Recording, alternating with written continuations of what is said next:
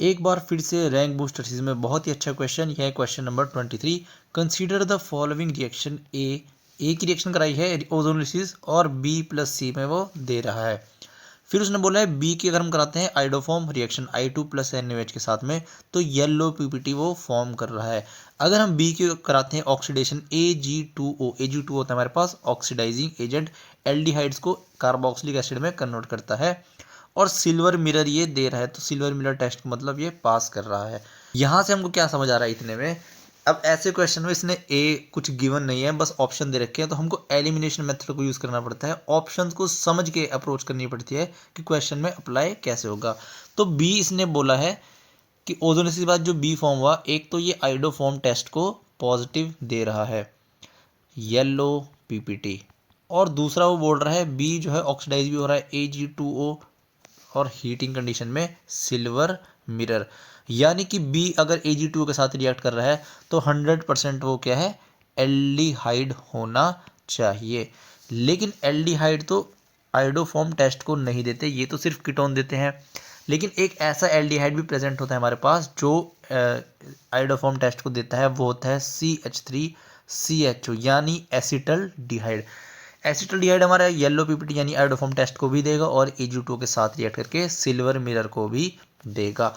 तो हमारा जो एक हमारा बी है ये होना चाहिए CH3CHO। अब हम ऑप्शन को देख के एलिमिनेशन स्टार्ट करते हैं। अगर हम सबकी ओजोनोलिसिस कराएं, ब्रेक कराएं, तो हम देखते हैं बी में भी जो है एक कार्बन दो कार्बन एसिटल्डिहाइड फॉर्म हो रहा है, सी में भी एक तो एसिटल्डिहाइड फॉर्म हो रहा है, यहाँ पर भी दो कार्बन है, तो डी में भी एसिटल्डिहाइड फॉर्म हो रहा है। लेकिन अगर हम ए ऑप्शन को चेक करते हैं तो यहाँ पर ओजोनोलिसिस के बाद एसिटल्डिहाइड का फॉर्मेशन नहीं होगा, यानी कि हमारा बी जो है यहाँ से हमको नहीं मिलेगा। तो ए वाला ऑप्शन हो गया हमारा इनकरेक्ट।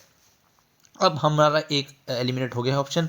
अब सिर्फ बचे हुए तीन ऑप्शन में से हमको आंसर को चेक करना है।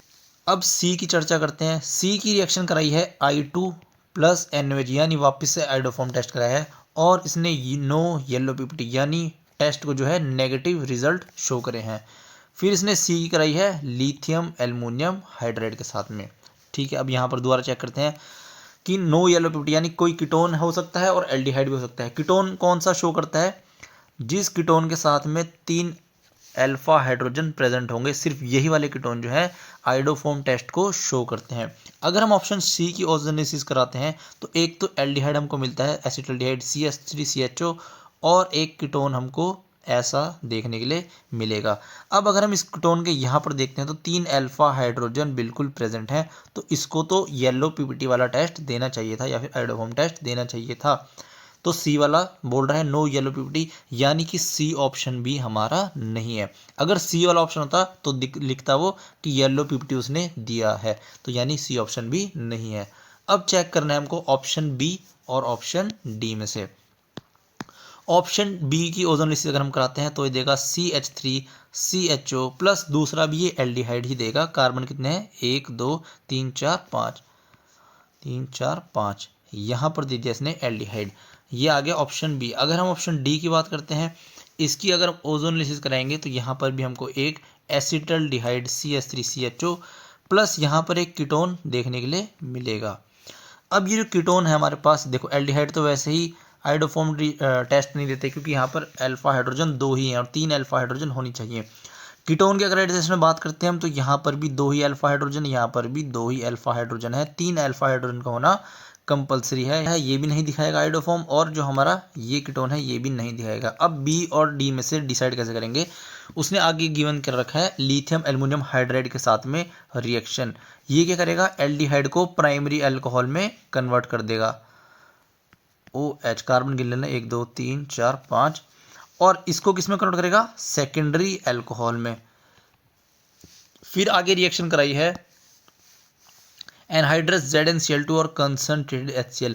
अब इसको कोई क्लीमेंसन रिडक्शन नहीं समझना, ये क्या गिवन है, लूकस रिएजेंट गिवन है। क्या करता है, टेस्ट फॉर अल्कोहल्स, और टेस्ट कैसे कर रखा है, give wide turbidity with in 5 minutes.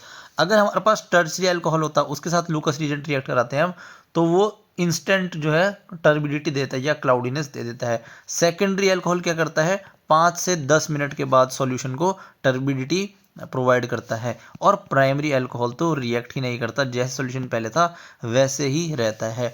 और यहाँ पर दे रखा है 5 मिनट लगे उसको टर्बिडिटी देने के लिए, तो यानी कि ये होना चाहिए सेकेंडरी अल्कोहल। और सेकेंडरी अल्कोहल कहाँ मिल रहा है हमको, इस वाले ऑप्शन में देखने के लिए मिल रहा है। तो ऑप्शन डी जो होगा हमारा करेक्ट आंसर होगा। बी वाले में प्राइमरी अल्कोहल लूकस रिएजेंट के साथ ये टर्बिडिटी नहीं देगा, तो बी ऑप्शन को भी हम काट सकते हैं। तो बी भी हमने काट दिया। अच्छा क्वेश्चन था, काफ़ी कुछ कॉन्सेप्ट इसने एक क्वेश्चन में पूछ लिए थे। ऐसे ही और क्वेश्चन के साथ मिलते हैं नेक्स्ट वीडियो में।